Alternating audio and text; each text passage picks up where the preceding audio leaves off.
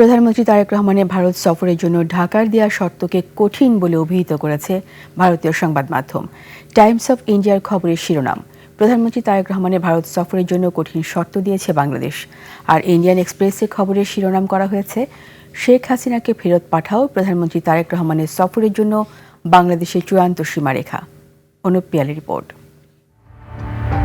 অনুকূল পরিবেশ তৈরি না হলে ভারত সফরে যাবেন না প্রধানমন্ত্রী তারেক রহমান।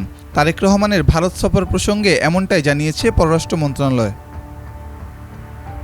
গত রোববার পররাষ্ট্র মন্ত্রণালয়ে এক ব্রিফিংয়ে পররাষ্ট্র মন্ত্রণালয়ের মুখপাত্র ও জনকূটনীতি অনুবিভাগের অতিরিক্ত পররাষ্ট্র সচিব AKM শহীদুল করিম বলেন, শেখ হাসিনাকে ফিরিয়ে দেয়া, ওসমান হাদির হত্যায় অভিযুক্তদের প্রত্যর্পণ এবং অনুকূল পরিবেশ সৃষ্টি করলেই ভারত সফর করবেন প্রধানমন্ত্রী।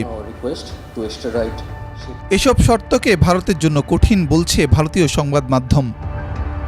টাইমস অফ ইন্ডিয়ার প্রতিবেদনে বলা হয়েছে, বাংলাদেশের ভেতর কট্টরপন্থী গোষ্ঠী এবং জামায়াত ইসলামীর মিত্র জাতীয় নাগরিক পার্টি NCPর ক্রমবর্ধমান চাপের মধ্যে নয়াদিল্লিকে কঠোর শর্ত দিয়েছে ঢাকা।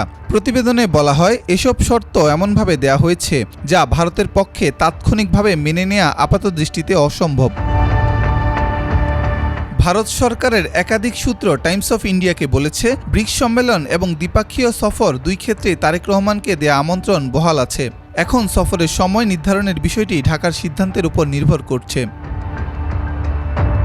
নয়াদিল্লিতে আগামী 12 থেকে 13 সেপ্টেম্বর ব্রিক্স সম্মেলন অনুষ্ঠিত হওয়ার কথা। উদীয়মান অর্থনীতির দেশগুলোর জোট ব্রিক্সের ওই সম্মেলনে অংশগ্রহণের জন্য তারেক রহমানকে আমন্ত্রণ জানিয়েছেন নরেন্দ্র মোদী। টাইমস অফ ইন্ডিয়ার প্রতিবেদনে বলা হয়েছে, চলতি সপ্তাহে বাংলাদেশের পররাষ্ট্র মন্ত্রণালয়ের সর্বশেষ বিবৃতির ফলে তারেক রহমানের দ্বিপাক্ষীয় সফরের সম্ভাবনা কার্যকর অর্থে বাতিল হয়েছে। অনুপ পিয়াল, 21 টেলিভিশন, ঢাকা।